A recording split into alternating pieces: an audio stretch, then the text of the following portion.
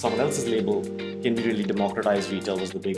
How did you secure your first customers or clients? Surround yourself with fantastic people around you and just keep believing in the extraordinary. It does happen. That people think that they can do everything on their own. Hi everybody, welcome back to Business Matter podcast. And today we are having Mr. Sanjeev Sularia from Intelligence Node. Firstly, sir, I would like to ask how are you feeling today?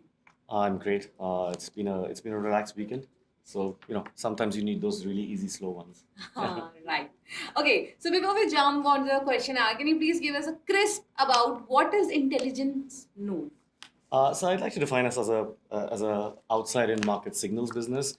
We essentially work with global brands and retailers, and we get them a outside in view into everything about retail and product. We help them essentially then win the digital aisle across probably three major use cases: pricing, merchandising, and digital shelf. Firstly, I would like to ask you what inspires you to start this business? So the entrepreneurial bug bit me quite early. It was an accidental first startup. Now I'm on my fourth business. This was probably a culminating point of everything else that happened before this. The first one was an accidental piece where in UK, my current co-founder and I, we were actually working for a hedge fund.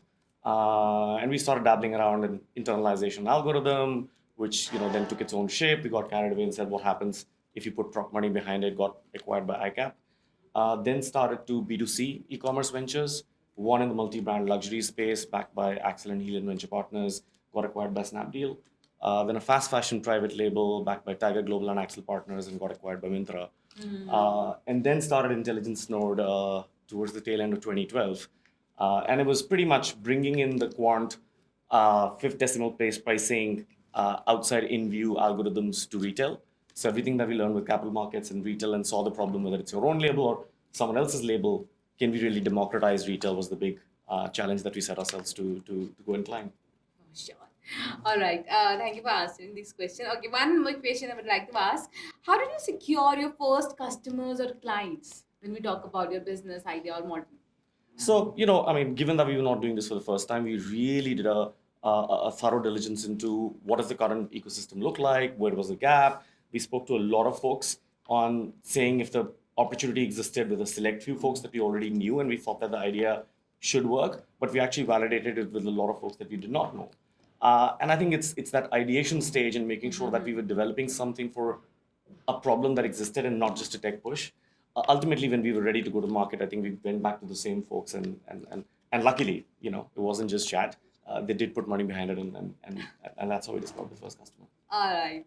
Okay. So we know that in this generation we're having so much competition here in the market. So how to differentiate your brand in a competitive market? Um, I think just generally integration is seen as the tech lever. We actually see it as a go-to-market lever as well. And we said that rather than just us selling, can we have an open API framework where we integrate into systems that are already embedded in the market, and that becomes an accelerator for us to grow further.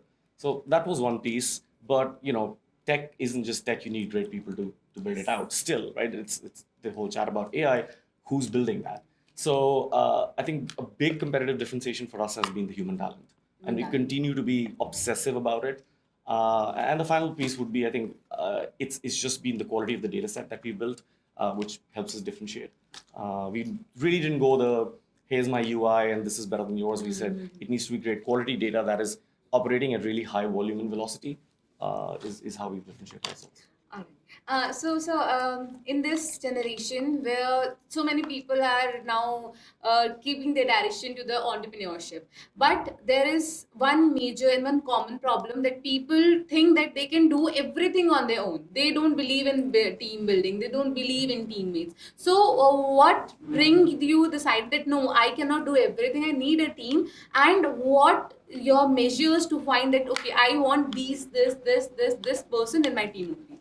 So no, it's a great question. I think just there is it's a problem with almost every founder that you think you're the best at doing everything, and you tend to not delegate. I'll do it quicker, but ultimately you burn out. Yes. I think it's being honest with your own self and saying, if you wanted to spend the next hour doing something, what is the most optimal use of that time?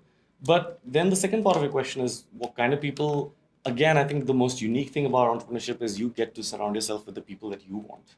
Right? It is completely up to you. So you go find your own tribe, you find your own kind of people. The other thing is the fifth employee that we brought in was an HR.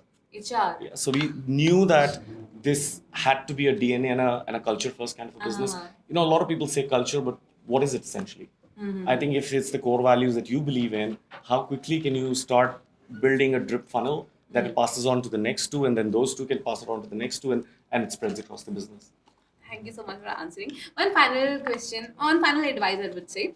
So, all of your watchers, all the people who wants to be in this industry, who want to build themselves something. So, what advice would you like to give to all the people who are all the inspiring entrepreneurs watching this video?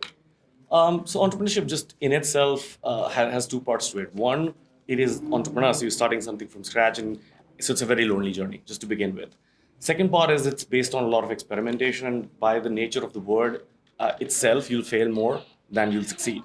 So I think it's accepting those two realities, and then along the way, just stay true to the vision. Surround yourself with fantastic people around you, and just keep believing in the extraordinary. It does happen. Thank you so much, Mr. Sanjeev, for your valuable insights in this industry of business. And thank you for joining us in the podcast. Pleasure. Thank you.